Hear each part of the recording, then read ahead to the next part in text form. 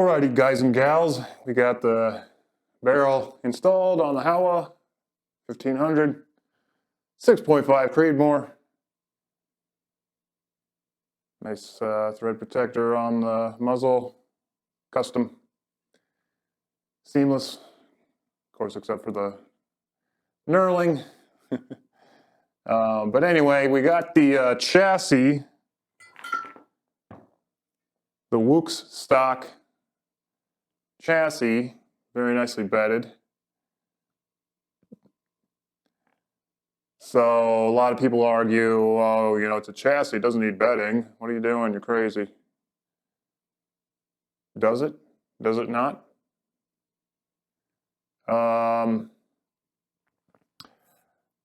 mean, sure, it's an aluminum, a nicely machined aluminum chassis, but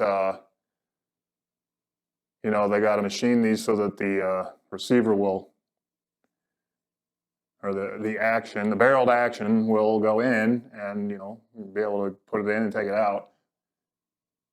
You can't make it a one-to-one fit, right? So what's bedding do? Well, that takes up all the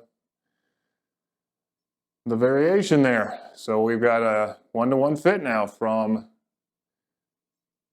the right ahead of the recoil lug area, right before the barrel shank, all the way back. So we've got a one-piece cradle all the way back to back here, including the little ridges here for where right in front of the trigger. So that's another kind of a secondary anchoring point, if you will. But perfectly flat. All this is one-to-one now with the recoil lug and rest of the receiver bottom. So you just drop it right on in. See that? So it drops right in, no problem. But there's absolutely no movement in that. So it's a perfect union, perfect joining together of the receiver to the chassis portion here where it sits. So it's literally got a cradle, one-to-one fit bedding there for the Howa 1500. But see, it comes right out without any effort. Sits in there perfectly, but there's no binding, there's no stress induced. So stress-free bedding. Stress-free bedding, just like we like it. Here at Accurate Rifles and Restorations. So its entire length is all bedded. We had to cut out some to get the bolt release to work and the bolt and the safety like right in here. But other than that, all this here, all the way around the bottom, especially the 2 points where these two where the action screws go. Right.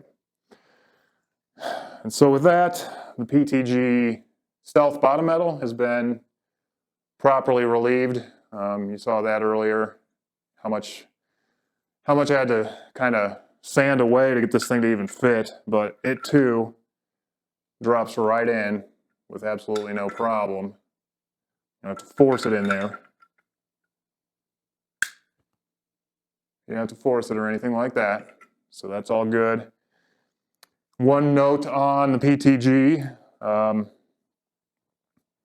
One thing I did not like was it does not fit the Howa standard action screws. The recess there. See how that should slip all the way down in. And it is not. You can see around it where it's actually kind of swaged it out. So if anybody from PTG is watching this, you might want to double check that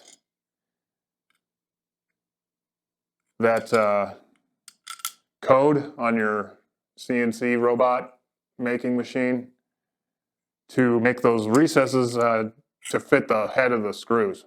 That would be a good idea. Please do that, PTG, because that's not good. And don't make them so big. Just a little bit less here. I accomplished it with a sanding belt. But make these radiuses a little bit smaller, here and here, and these internal radiuses here, you gotta watch that, and here all along the mag box. If you cut that back by a few thousandths of an inch, these will fit perfectly like they should, you know. I know you say on your site some inletting may be required, but come on. How hard is it? So anyway, we got that to fit. Drops in, stress-free, comes right back out stress-free. And so we've got everything on, installed, the trigger and the bolt release, just to ensure function testing this to make sure we're good before we start reassembling everything else. Oh, one other thing worth mentioning, I think, is, this one's on Howa. Right back here was a kind of a boss of steel. Right here was a protrusion of steel, which was conflicting at first with the back of this. So it did not want to allow this to sit properly. It was pushing it off like this. So I notched it right here so that this magazine, the bottom metal would fit in there. And then I put the magazine in, and the protrusion this way was blocking the freaking magazine. So I don't understand how people that are not gunsmiths, or at least don't have milling machines, deal with this kind of stuff. It's amazing to me how much alteration you have to do to some of these things to get them to work. It's not Woox's fault. Everything's cool with the Woox chassis. That all fits perfectly. This needed a little bit of adjustment. But then, you know, you get everything together and you can't put the magazine in because there's metal blocking it back here. So, I mean, I don't know how the frick PTG's has got to have had calls about this. Like, I cannot be the first one to get these problems. And it's not a problem for me. I'm a gunsmith. That's my job. But again, they advertise these things as no gunsmithing required, drops right in. Or in this case, minor fitting required. But they don't mention, like, oh, you have to cut steel away from the freaking receiver. Like, who in the heck is going to do that that's not comfortable with firearms? It's just unbelievable. Well, if it weren't for things like that, I would be out of a job, wouldn't I? So it's just weird. Just weird. Okay, I am going to torque these down. I'm going to torque these down to 50 inch-pounds because it sounds like a good number. And that's plenty torque for this particular situation. It's bedded.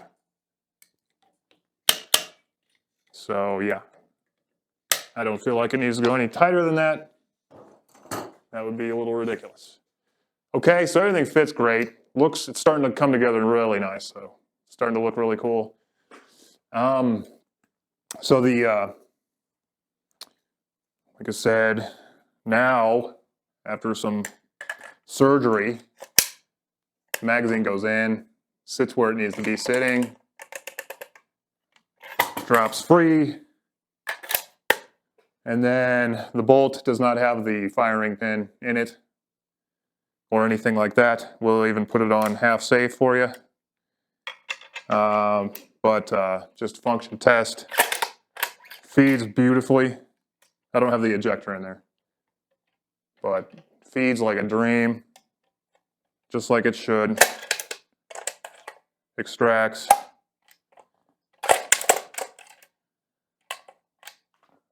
Just fine, so that's great.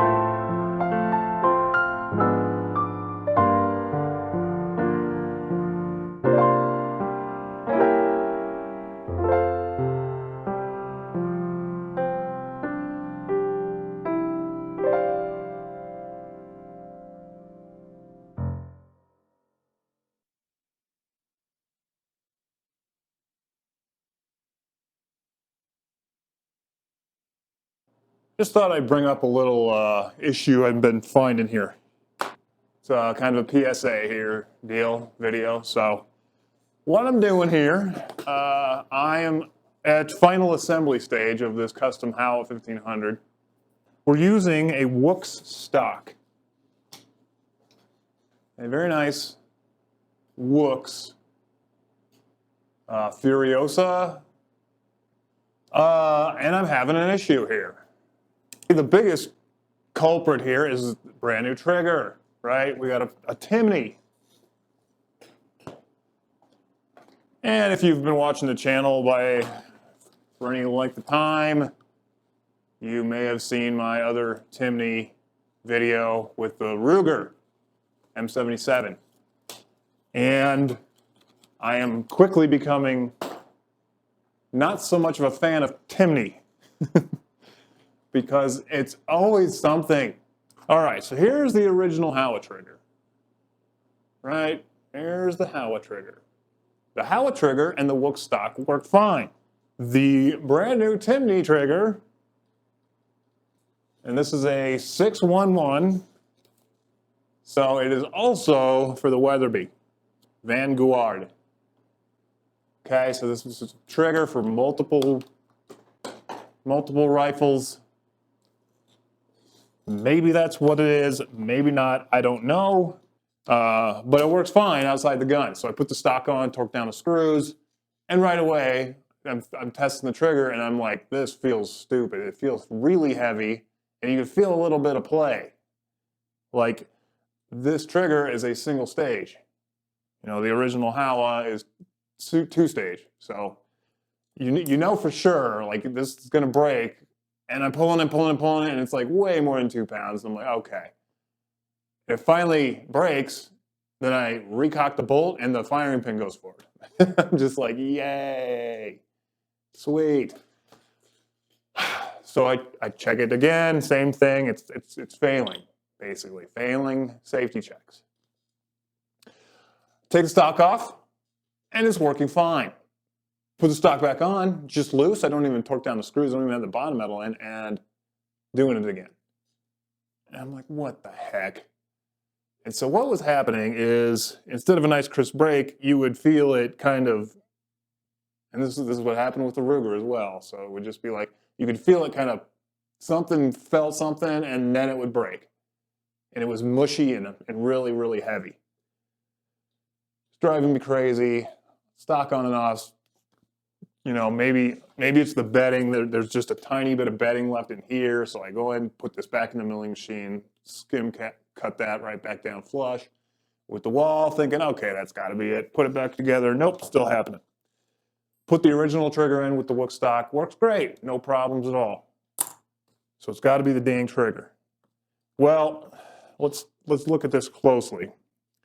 There's some differences to the trigger, but the biggest difference here is this walloping giant safety. And it's not Woox's fault, but it is pushing this safety basically between off safe and halfway on safe. Don't know, I don't have like another Howa stock to check this with, but this, again, you know, you call it a drop-in trigger. Technically, all you got to do is unscrew one screw, put the new one in, put your stock back on, and you're good. Who would know this? Like, no one would know. They would, if you're not a gunsmith and you're not familiar with the just intimate workings of triggers and everything else, you just go out in the field and just go start and you just figure like, okay, you know, they wouldn't notice. I guarantee you, no one would notice this. So it pisses me off that they don't check this stuff. Timney, I know you're not going to watch this or see it, but maybe in the slight chance you do, fix this. Okay, so this was occurring without me even torquing anything. I would just lay the stock on. Still happening. Okay, you see that? I don't know if you can see it, but I'll get my microphone close here.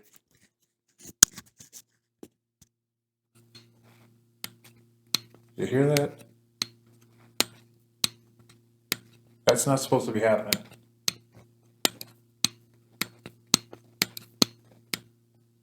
It's so freaking annoying. But yep, oh, look at that. See that? Just fired. Just by putting the stock on the goddamn gun. Yep, I see it still moving the freaking safety lever. Turns out, it's the dang this part right there. That part right there was conflicting with right there. You see a little mark even. Isn't that cool? Whose fault is this? I don't know. I have wasted a good 2 hours trying to freaking nail this down. And I am not about to start carving out the Woox stock. I mean, this is expensive, really nice stock. It's already finished and ready, done, ready to go. I am not about to start carving away at it. So that's why I chose the less expensive of the two to start removing material. I tell you, gunsmithing can be frustrating. So anyway, that's what you got to do to a Timney. What is it? A 611 trigger. If you're going to be using it with a Howa 1500 and a Woox Furioso stock, chassis stock. If you don't do this, well, your gun's probably going to go off on you when you don't want it to. At best, it's going to make the trigger feel like crap and you wish you have the original Howa back in there. And you'll be cursing Timney saying their triggers suck. Well, it's not the trigger, it's not the stock. It's just one of those things that no one ever tested. But I did. I found out. So let this be a nice little public service announcement for Timney and Woox. Put a little disclaimer in there. If you're going to use these two products together, you're going to have to modify right there. You got to make that a little skinnier, just right there. Right there where it, and you'll see it right away when you put it in the stock, this lever starts going back. When you lower the stock down, it's like pushes it back. So either Timney needs to make this a little skinnier, which they're definitely not going to do, or Woox, you might want to make this a little more this way. You got plenty this way. There's no need for it to be this far back, so you can move this forward and this forward. And of course, now you're messing with your bolt handle inlet. So I don't know. What is the answer? Just carve away on the Timney safety lever, I suppose, is the answer. So whatever. Let's get this thing back together. My goodness. Tired of this thing. All right. Let's do this once and for all, hopefully. Okay. Cleaned up everything. Re-blued, re-blacked everything. Okay. Chassis stock is on. Bolt is closed. We're not getting that wiggle or crap there. Nice crisp break. Oh my word. Praise the Lord. Praise the Lord. We finally have a functional and safe rifle. I shouldn't speak yet. Let's get this all back in. Let's get this in first, before I get too happy here.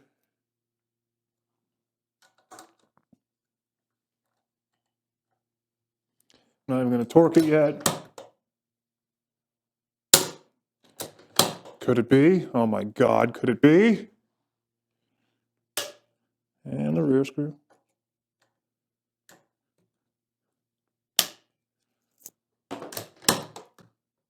All right. I think we may be in business, ladies and gentlemen.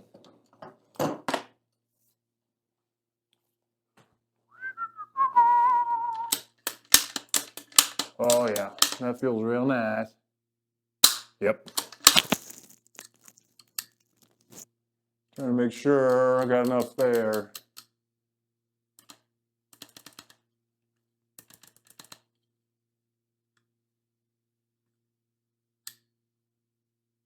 All right. We good. We good. So, there we go. Okay, I'm happy with that. Happy with that. Happy with that. Now we're going to do some feeding checks. Make sure the dang thing feeds. But man, the bolt with the sleeve on it. And then we Cerakoted the sleeve.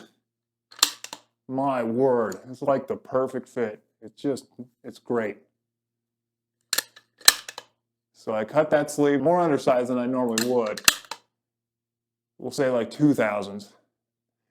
Put the Cerakote on, but it is just silky smooth, and my word, there's no resistance there, but it just locks up like butter. You can even, how it sounds, it's just, there's no, there's no slop in there. Locks up like a dream. So yeah,